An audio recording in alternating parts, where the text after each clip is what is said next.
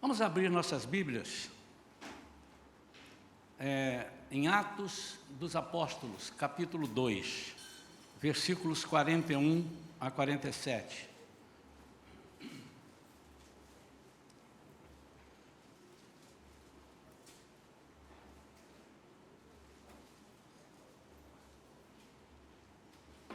Atos capítulo 2, versículos 41 a 47. Diz assim, a palavra de Deus. Estou lendo na King James, revista e atualizada. Se você tem uma outra versão, não tem problema, é muito parecido. Assim, todos quantos aceitaram a sua palavra foram batizados, e naquele mesmo dia juntaram-se a eles cerca de 3.000 pessoas. Eles perseveravam no ensino dos apóstolos e na comunhão, no partir do pão e nas orações. E na alma de cada pessoa havia pleno temor. E muitos feitos extraordinários e sinais maravilhosos eram realizados pelos apóstolos. Todos os que criam estavam unidos e tinham tudo em comum. Vendiam suas propriedades e bens e dividiam o produto entre todos, segundo a necessidade de cada um. Diariamente continuavam a reunir-se no pátio do templo, partiam o pão em suas casas e juntos participavam das refeições com alegria e sinceridade no coração, louvando a Deus por tudo e sendo estimados por todo o povo. E assim, a cada dia, o Senhor juntava à comunidade as pessoas que iam sendo salvas. Amém? Vamos falar com Deus? Pai querido, em nome de Jesus, te damos graças, te pedimos uma unção especial para este momento. Queremos ouvir somente a tua voz, Senhor. Fala ao nosso coração, mas fala de uma forma que nós possamos compreender, e tudo aquilo que nós não estivermos entendendo, que o Teu Espírito Santo decodifique para nós. Ama-nos, Senhor, através dessa palavra. Exorta-nos, ensina-nos, aplica, Senhor, no Teu coração e no nosso coração, para que juntos sejamos um, em nome de Jesus. Amém. Amém. Essa mensagem, ela pode ter vários títulos, né? No decorrer da mensagem, os irmãos talvez quisessem falar, eu daria esse título, porque ela é bem ampla, no sentido daquilo que nós queremos trazer para a igreja. Mas eu dei um título, apenas para nos localizarmos, e o título dessa mensagem está ali, A Força da Comunhão. E eu começo dizendo que a comunhão, inicialmente, quando o Senhor nos junta para termos a comunhão não é feita de pessoas totalmente iguais. A comunhão precisa ser feita de pessoas diferentes. Porque a comunhão fala de um corpo, e o corpo não tem todos os membros iguais.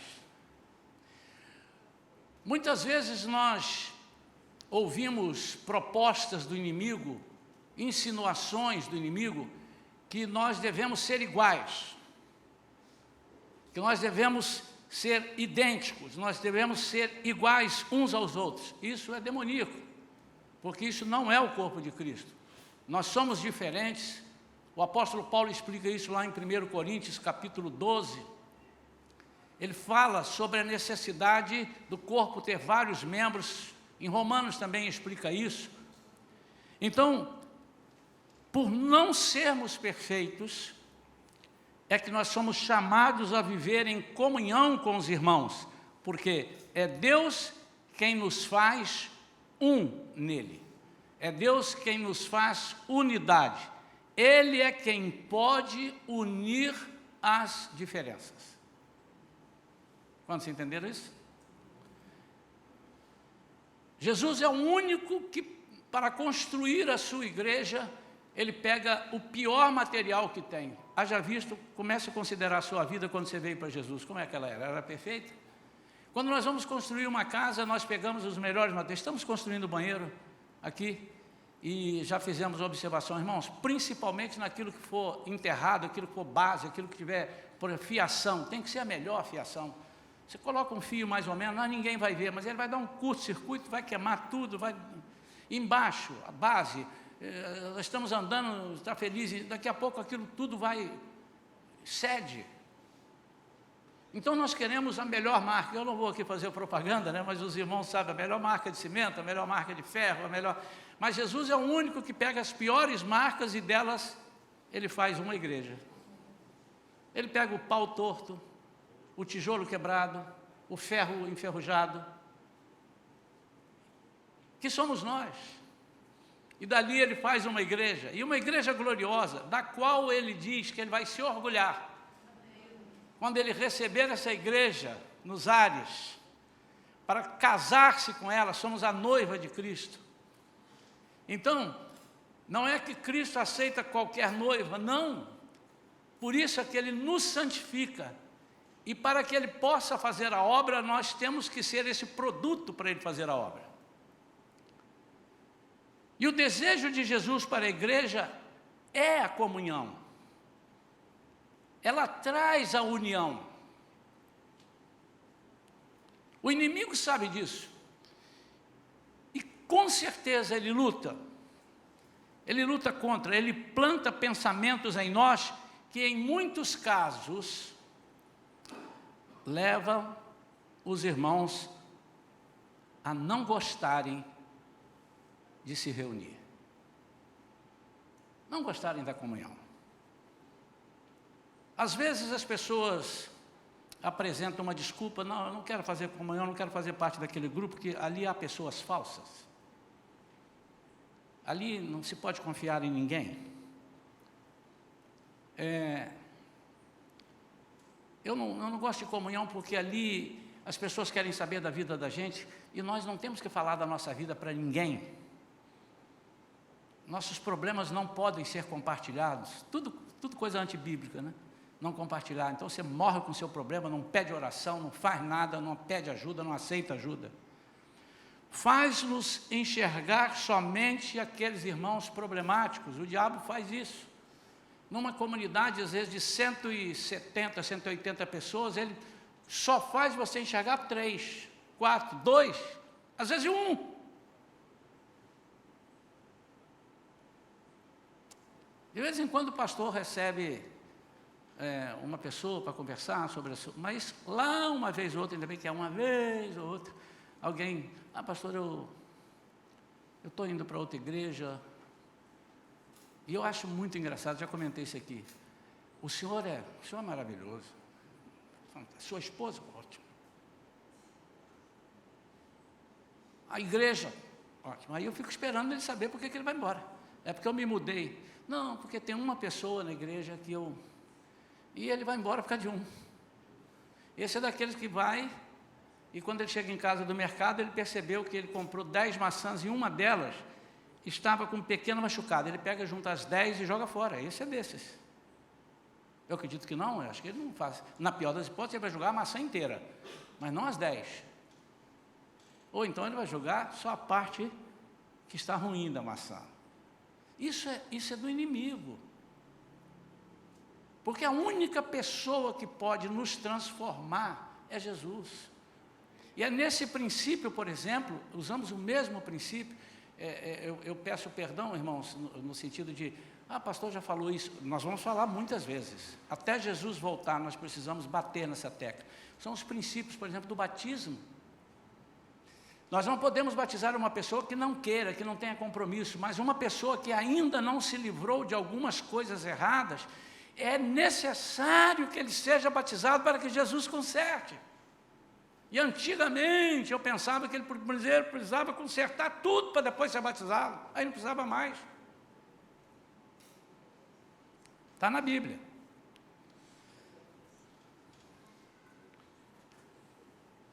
E o inimigo, então, com isso, ele incita-nos a sermos independentes. É outra coisa que o diabo gosta, ser independente.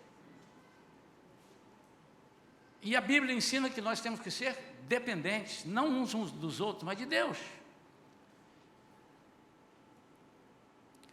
Mas viver em comunhão, irmãos, além de ser uma ordem de Jesus, é uma bênção. É uma bênção. Só não sabe quem não vive em comunhão. É uma bênção. Eu quero falar sobre algumas bênçãos nesta manhã. E nós somos corpo enquanto estamos juntos. Somos igreja quando estamos juntos, em unidade. Em Hebreus fala sobre isso.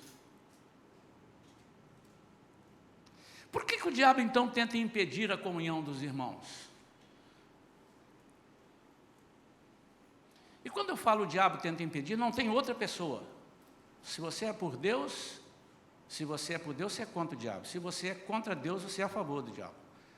E só essas duas, eu não gosto nem de falar essas duas forças, né? Porque senão o irmão fala, pô, pastor, o diabo é a mesma força que... Não, mas ele é uma força, só que Deus é muito superior. Mas só essas duas tendências, você ou vai para cá ou vai para lá. Ou serve a Deus, não, eu não sirvo a Deus, mas não sirvo a ninguém. Não há essa hipótese. Ele diz, quem comigo não ajunta, espalha. E quem não é por mim, é contra mim. Tudo que o diabo faz é tentar impedir essa comunhão. Por quê? Primeiro, porque ele é contra tudo que Deus prepara. Se vem de Deus, ele é contra. Eu tinha um amigo, ele fazia às vezes por brincadeira, mas ele não percebeu que ele já estava fazendo aquilo e a vida dele era aquilo. Disse, não, qualquer coisa que apresentar, a princípio eu sou contra. É para gerar o debate. Mas aquilo entrou na vida dele de uma forma que ele era contra tudo.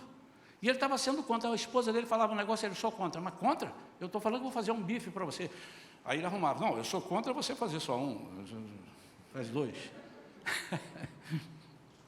Primeiro porque ele é contra tudo que Deus prepara para nós, que pede que façamos.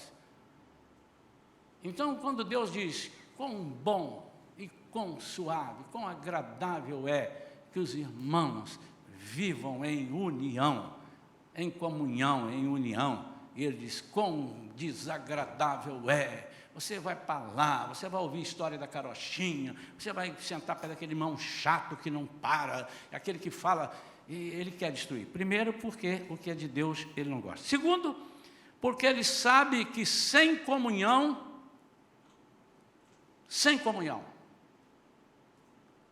seremos fracos. Ele sabe. Tem um ditado popular que diz que a união faz a força. E a união vem da comunhão. Então ele sabe.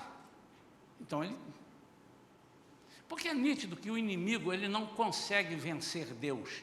Ele consegue vencer através de nós. Quando ele machuca um de nós, ele machuca Deus. Mas ele é contra também porque há poder e muito poder na comunhão. Amém ou não? Quarta-feira, a irmã Adelaide levantou aqui, nós estávamos orando para algumas causas, algumas pessoas, e ela lembrou de um caso, alguns irmãos viram, né? Há muitos casos, mas ela lembrou deste, que nos unimos em oração, a comunhão ajuda, porque fortalece todas as pessoas que estão envolvidas, fortalece quem está vendo a gente fazer. Nós aqui na igreja tivemos N casos, vários, do resultado da força da comunhão. Mas ela mencionando, né? Muita gente orou, compadeceu-se daquele menininho que estava soltando, acho que cafifa e tal, e a mãe colocou na internet a foto dele, um menino talvez uns 10 anos, por aí, que iria perder os 2 braços e as 2 pernas, iam ser amputados. A mãe estava em desespero. E a igreja em comunhão, não essa igreja, a igreja de Cristo, mas essa também. E começou a orar. Não foi por causa da nossa oração, mas foi por causa de pegarmos o Senhor na palavra, quando dois concordarem acerca de qualquer coisa, e ele viu que havia proveito nisso. Não é que nós vamos orar, Senhor, nós queremos orar para acontecer uma coisa ruim, eu quero fazer aquilo. Não, não vai acontecer, não é por aí, porque o coração de Deus não está nas coisas ruins. E resultado veio que o menino não vai mais precisar de amputar os seus bracinhos e as suas pernas. Oh, irmãos, eu senti um alívio como se fosse meu filho ou meu neto. Para ser sincero, irmãos, quando eu li aquilo antes, eu nem quis ler tudo. A Vera falou, não, vamos orar. Eu não preciso ler os detalhes, eu já estou sentindo a dor daqui. Então há poder. Nós somos fracos quando nos sentimos sozinhos, vazios. E às vezes nem estamos fracos, mas nos sentimos fracos, abandonados. Então eu quero rapidamente passar alguns pontos sobre a comunhão, além disso que eu fiz esse preâmbulo aqui. Primeira coisa, a comunhão proporciona motivação e encorajamento. Em Hebreus 10, 25, fala sobre isso, que nós devemos congregar. Hebreus 10, 25, em 1 Tessalonicenses 5, 11, também fala sobre essa importância. Quando estamos sozinhos, somos propensos a cair em desespero e desânimo. Eu estava uma vez de férias, estava num parque muito grande, minhas filhas eram pequenas, e a Thaís, a mais nova, então era menor ainda do que a outra, e criança, quando vê, nós estamos juntos, por mais que você fale, fique por perto, fica aqui, se eu for sair, quer ali, fala, papai, mamãe, eu quero ir ali, porque a gente pode se perder aqui, é uma multidão. E de repente nós estamos olhando uma coisa aqui, ela fez assim, o olhar de criança ali, olha ali, e foi para lá, mas nós vimos, mas ela não nos viu. Aí falou, vamos ver onde vai o pé dela. E ela ficou perto daqui, lá na mesa de som assim, e de repente ela olhou e não nos viu, mas nós a víamos.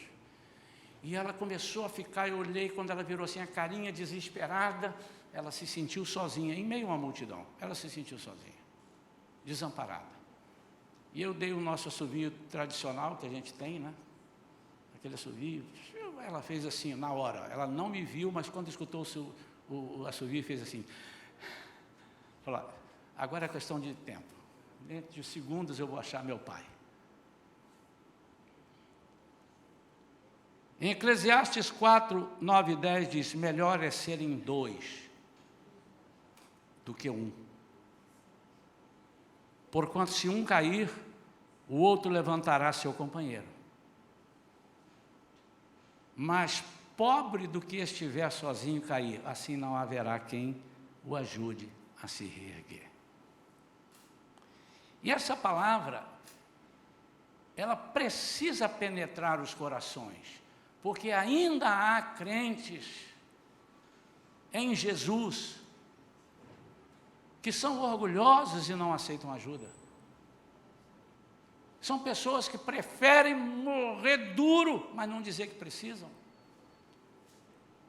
Isso não é sinal de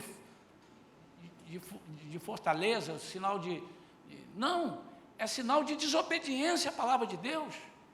Como é que o meu pé está machucado e todos os outros membros não vão sentir?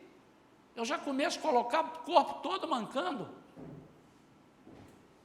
Essa perna não está mancando, o braço não está doendo, mais nada, mas não é o pé, o dedinho. E lá vou eu.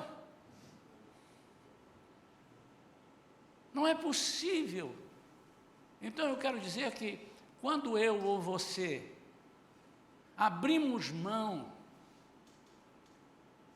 dessa motivação para a minha vida, quando eu abro mão, se eu estou precisando desse encorajamento, além de eu sofrer, eu ponho o corpo todo mancando. Segunda coisa, a comunhão traz crescimento. Efésios 4, 15 e 16. Olha o que diz esse texto. Estudamos Efésios aqui vários domingos, mas esse texto é muito bonito.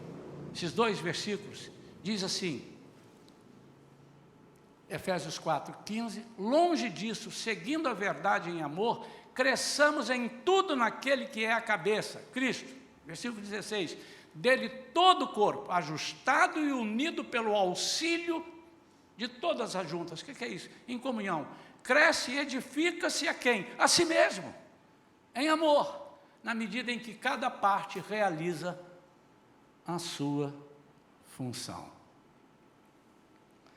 Quando estamos em comunhão, aprendemos e ensinamos. Há crescimento de Cristo, no corpo de Cristo. É através de um testemunho, através de uma palavra, através de alguma coisa. Quantas vezes aqui a gente citando alguma coisa, ou algum irmão, um professor, citando alguém, diz, rapaz, pastor, eu não sabia disso. Eu também, algumas vezes alguém citou, falei, puxa vida, eu não sabia. Como é que eu aprendi? Porque eu estava em comunhão, eu estava no corpo, eu estava ligado. Tudo que o inimigo quer é que não cresçamos, ou vocês têm dúvida disso? Tudo que ele quer, porque se nós crescermos espiritualmente falando, ele será vencido em todas as suas investidas. Por que ele não quer que cresçamos? Por que ele não quer que aprendamos? Para errarmos, para não agradarmos a Deus e para não sermos ameaça para Ele. O inimigo quer que continuemos crianças alimentadas com leitinho somente, que a qualquer incidente conosco desistamos de seguir na fé. Isso é pura armadilha do inimigo. Nós aqui na igreja temos a prática de só carregar o irmão no colo, quando ele não puder andar. Mas quando percebermos que ele está podendo andar, a gente solta ele no chão, e às vezes ele vai sair meio trôpego e tal, mas a gente vai ajudando, igual o pai faz com o filho. Minha netinha agora está aprendendo a andar, a Olívia, e a gente vai. E se segurar, ela não vai aprender a andar. Você tem que soltar, ela vai cair algumas vezes. E a gente vai e levanta. E agora não são mais 2 mãos, é uma mão. Ela agora já está aprendendo a andar segurando numa mão. Pastor, mas segurando numa mão é mole. Mole para você, mas para ela não é. E assim vai. Então, na hora que nós colocamos, nós temos que carregar no colo. Quando? No tempo todo. Porque o tempo todo Jesus não carrega no colo. Se você achar isso na Bíblia, eu mudo o meu conceito. Não há isso na Bíblia. Ele só nos segura quando nós não podemos. Por quê? Porque isto nos fará fracos, nos tornará fracos. E no momento que você estiver pertencente ao corpo, mas sozinho, lá longe, não vai dar tempo de você chamar os irmãos para se reunirem e te carregarem no colo. Você vai ter que clamar a Deus, você vai ter que enfrentar o problema, não com suas próprias forças, mas enfrentar com o Espírito Santo, junto com você. Terceira coisa, a comunhão proporciona ajuda. Em Gálatas 6, versículo 2, diz, levai as cargas uns dos outros. E eu preciso explicar isso aqui, porque uma vez alguém me colocou, pastor, aqui está dizendo, alguém tem que levar minha carga, então eu não sou responsável pela minha carga. Não é isso. Nós temos que olhar o contexto, ler o livro todo, ler o capítulo, aí você vai entender. Levar as cargas primeiro está dizendo que é uns dos outros, eu levo a sua, você também leva a minha. É no momento que eu não estou podendo, aí você me ajuda a levar as cargas.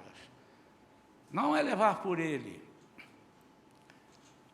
A comunhão nos ensina esse segredo tremendo, não sermos egoístas. Quem não está em comunhão sempre cobra que levemos a sua carga, mas nunca se prontifica a levar a dos outros. Por quê? Porque não sabe o que está acontecendo no meio dos irmãos. Ele fica alheio a tudo. E aqui eu não estou me referindo àqueles irmãos que chamam, e aí? Eu vi que você estava chorando, conta para mim, o que houve? Não, está tudo bem. Conta para mim. Aí o irmão conta e ele sai, você sabia por que o irmão está chorando? Ah, você nem te conta, o cara fez uma dívida, não conseguiu pagar. É mesmo? Eu também já sabia, ele tem cara de mal pagador mesmo. E aí, pronto, o diabo faz a festa. É por isso que alguns irmãos não contam as coisas para os outros irmãos. Então, nós temos que ser tratados, irmãos. Então, eu estou falando para nós compartilharmos uma igreja com um corpo são, e não com um corpo doente. Em quarto lugar, a comunhão nos proporciona partilha de experiências, ou partilharmos as nossas experiências. Oh, irmão, como isso é tremendo. Às vezes, 10 pregações não convencem uma pessoa que ouve um testemunho apenas. E com isso eu não estou dizendo que as 10 pregações não servem, irmãos. Mas aquele irmão se convenceu pelo testemunho, foi profundo para ele. O testemunho é coisa muito importante também. O testemunho do que Deus fez na vida dele, do milagre. E ele é impulsionado a agir e fazer aquilo. Ele diz, eu também quero. Não, se Deus fez assim, vai fazer comigo, não é possível, eu não posso ser diferente. Em Atos diz que muitos feitos extraordinários e sinais maravilhosos eram realizados. Nesse quesito, eu queria que você anotasse, e eu não vou ler aqui, ele é longo o texto, não é tão longo, são 8 versículos. Atos 4, 23 a 31. Mas eu vou citar só um ou outro versículo, para que os irmãos entendam o poder. Pedro e João estavam presos. Por quê? Estavam presos porque feriram as leis dos fariseus, daqueles homens que, não, vocês estão fazendo uma coisa que não é de Deus. Eles oraram e levantaram pela mão, curaram um aleijado na porta do templo. Eles foram presos. E agora, versículo 23, assim que foram soltos, Pedro e João buscaram a companhia, buscaram o quê? A comunhão dos seus amigos, seus irmãos em Cristo, e contaram tudo o que os chefes dos sacerdotes e os líderes religiosos lhes haviam dito.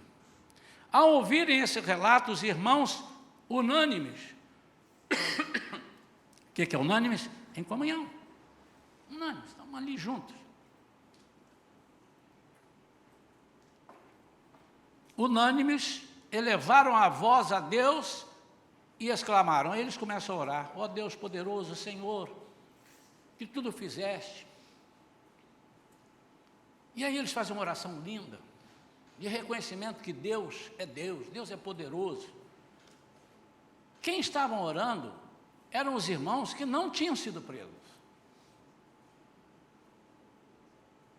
Às vezes, amados, a gente fala assim, os irmãos tinham tudo em comum. A gente pensa que só assim, ó, a minha bicicleta é sua, o meu carro é seu, o meu arroz é seu. Mas os problemas dos outros são meus. Porque a gente sempre pensa no que é meu, que tem que ser. Ó, o meu problema é seu, mas e o problema do outro? É meu. Então, quem estavam orando, quem teve essa iniciativa de orar, não foram Pedro e João, eles estavam no meio, eles contaram o que aconteceu. Os irmãos falaram, não, Senhor, ei Deus, o Senhor é tremendo. E depois você olha que oração linda essa ali. É oração de exaltação. Versículo 26, os reis da terra se levantam, e os governantes se ajuntam em oposição ao Senhor e contra o seu ungido, com U maiúsculo. Quem é? Cristo. Aí ele continua, de fato, Herodes, Pôncio Pilatos, reuniram-se, fizeram tal e tal. Mas o versículo 29, agora, pois, ó Senhor, considera as ameaças deles e capacita os teus servos para proclamarem a tua palavra com toda a intrepidez. Estende a tua mão para curar, realizar sinais e maravilhas por meio do nome do teu santo servo Jesus. E o versículo 21, e assim que terminaram de orar, tremeu o lugar onde estavam reunidos, onde todos ficaram plenos do Espírito Santo e com toda a coragem saíram anunciando a palavra de Deus. Pode aplaudir o Senhor. Eu sei que você estava preso aí com uma vontade tremenda de aplaudir. Eu só estou te dando liberdade. Racha a mão de aplaudir. Graças a Deus. Olha o que a comunhão faz. Eles se sentiram fortalecidos. Eu imagino, eu não quero dizer aqui que Pedro e João chegaram, foram soltos, falaram, vamos maneirar um pouco aqui, vamos tirar. Não acredito que eles tenham falado, mas pode acontecer conosco. Gente, nós fomos chamados lá e tal. Mas o que eles falaram para nós é indevido da palavra de Deus. Nós temos que pedir a intrepidez, porque o que eles querem mesmo é que nós não preguemos a palavra. Eu vi uma reportagem anteontem, irmãos, de uma nova tática do Talibã. E vocês precisam estar preparados.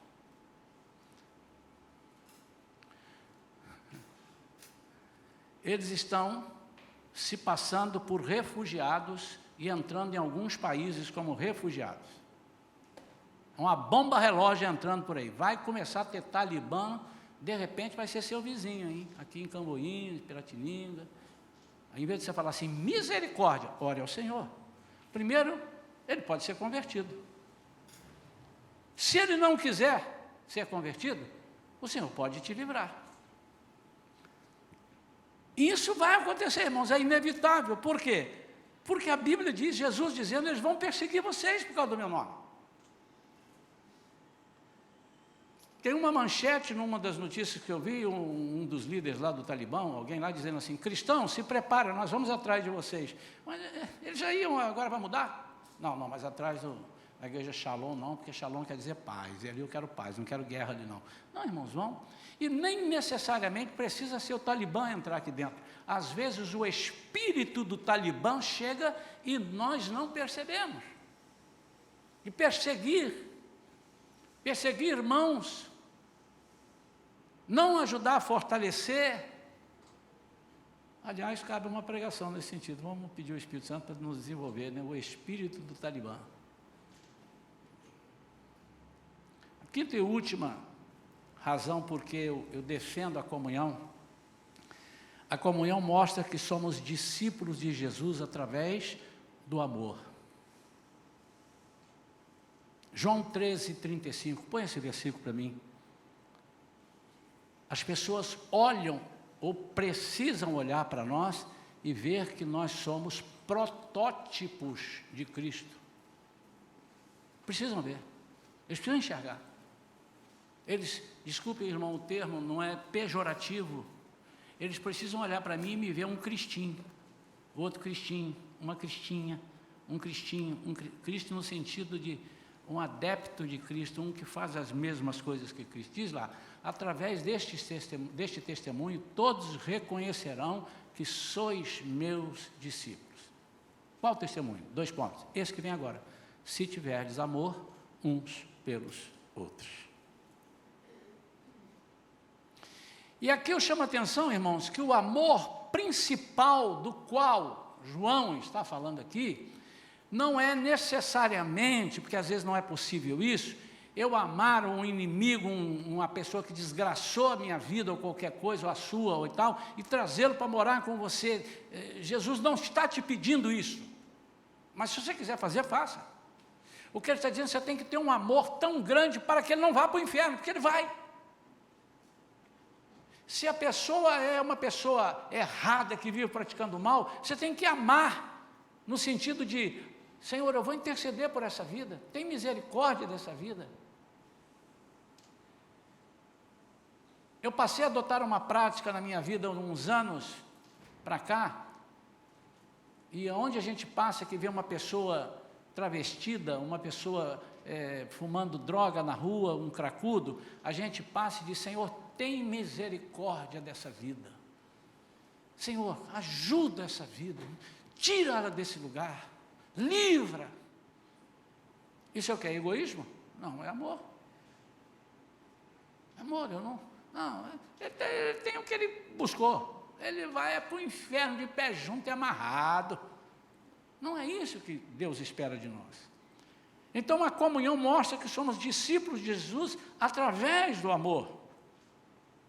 Seremos estimados por todo o povo. E assim, a cada dia, o Senhor juntava à comunidade as pessoas que ainda iam sendo salvas. Eu li isso daqui. A cada dia o Senhor fazia isso. E cerca de 3.000 pessoas, como diz o mineiro, de uma vezada só, entrou para esse ministério. Enfim, a comunhão nos faz instrumentos de crescimento do reino de Deus.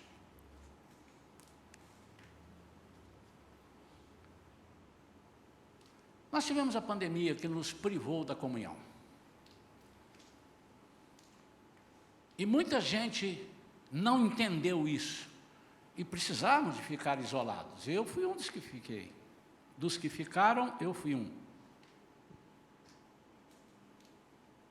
Mas acontece que quando foi liberado, as pessoas disseram, não, o negócio é o seguinte, realmente eu pensando bem, não tem que ir na igreja não tem que ir comunhão nada, o negócio aqui está bom demais. E já surgiu a igreja totalmente digital, já tem mais de uma. É digital que chama? Totalmente. Pastor, só está debochando? O irmão me conhece e sabe que eu não tenho essa estirpe de debochar de igreja nenhuma sendo evangélica, ou que leva o nome de Jesus. Não, mas eles não estão levando. Quem disse que não estão? Não sei. Eu só estou dizendo o seguinte, eu custo entender que o Senhor não me mandou nenhum adendo aqui para mudar essas coisas. E se eu for citar algumas, não vou, mas citar algumas coisas que são prejudicadas quando eu só vivo isolado em comunhão, vocês vão, se eu falar duas, os irmãos dizem, pode parar, pastor, eu não estava atento. No momento que eu não tenho igreja aqui, só vou citar uma, as pessoas passarão ali, precisando de estar aqui, não, mas ele pode entrar online. Mas como é que ele vai saber se ele não... Mas ok, já soube, descobriu, alguém indicou. Ele vai precisar de um abraço. Ele vai precisar de uma palavra olhando olho no olho. Pastor, mas o senhor já orou por alguém à distância? Orei, eu acho que Jesus oraria aqui, se ele estivesse aqui, ele ia usar lá o Instagram dele e tal, ele ia usar. Ok, para isso. Mas não é disso que eu estou falando. É que nós perdemos a essência do corpo de Cristo, que é estar unidos, é estar exalando o aroma do amor, abraçando quando precisa ser abraçado. É lógico que hoje ainda não podemos abraçar muito, né? Mas de vez em quando a gente despaça, um abraço aqui, a gente fica de lado como se o vírus não pegasse no ombro. Bom, mas enfim, mas eu abraço. Tem hora que eu esqueço, meu Deus, eu abracei. Eu sou um pastor abraçador, irmão. Os irmãos estão acostumados comigo, né? Acaba logo essa pandemia aí, que eu estou com os abraços enferrujados já. Falta isso, irmãos. Você, crente em Jesus, pode ser alimentado à distância por um vídeo, mas aquele que não conhece Jesus, muitas vezes precisa de estar ou para ser no tete-a-tete, ou para ser liberto das garras de Satanás. Às vezes ele está endemoniado, e só no tete-a-tete ali, às vezes, há casos que só assim. Há outros casos que você vai por telefone. Eu já vi a pessoa, bota no telefone esse endemoniado aí. Saiu. Mas isso não é uma regra. A comunhão nos faz instrumentos de crescimento no reino de Deus. Eu não vou nem dizer que é muito mais fácil você desviar de Jesus estando em casa sozinho, sendo a sua própria igreja, do que se desviar de Jesus estando em comunhão. Se aqui já desvia, você imagina em casa sozinho, ninguém te cobrando. Infelizmente, eu preciso dizer, não é verdade? Por isso a comunhão é importante, irmãos. E se você diz, eu não preciso de nada disso, pastor, eu sou uma pessoa que eu vejo na TV, eu já me arrepio todo, eu vejo na internet, eu já estou cheio do Espírito Santo. Então, meu irmão, a igreja precisa de você para você vir distribuir, porque aqui há alguns irmãos que não conseguem fazer o que você consegue. Pastor, e aqui agora eu vou dar uma espetada com amor naqueles que não gostam de frequentar a escola bíblica dominical. E eu não vou discutir as suas razões, estou dizendo dos que não gostam, que acham que não precisam. Por quê? pastor, eu tenho tantos anos de tal, conheço a Bíblia de frente para trás, de trás para frente. Então, irmãos, é de você que precisamos aqui. Porque chega a hora que faz uma pergunta ao professor, e o professor às vezes não sabe responder. E aí você levanta, posso ajudar? Não tem um negócio de posso ajudar por aí, que um certo pastor falou? Posso ajudar? Posso. Olha, isso aqui eu tenho esse entendimento assim, muito obrigado, irmão, que bom. Então, se você se acha pleno, vem aqui esvaziar-se conosco, para Deus te encher novamente. Quero orar pela sua vida, vamos ficar de pé.